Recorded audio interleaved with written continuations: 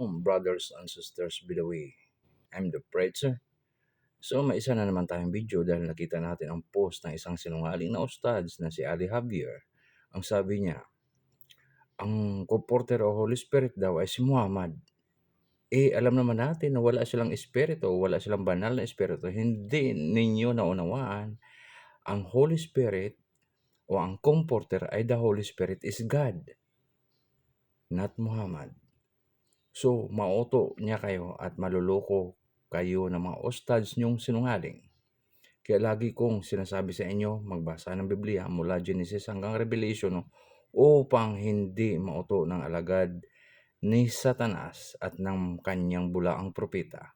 Tandaan ninyo, sabi ni Jesus Christ, beware of false prophet, mag-ingat sa bulaang propeta.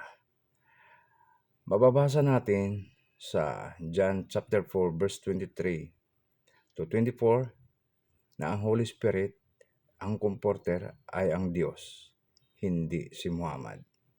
Sa bagay, sa Islam, si Muhammad ay Diyos nila. Kaya ang pangalan ni Muhammad, Muhammad Abdul Allah. So, you're worshiping Muhammad, not God. Because your Allah is not a true God. He is Muhammad. Tandaan nyo yan, brothers and sisters. Shalom, everyone.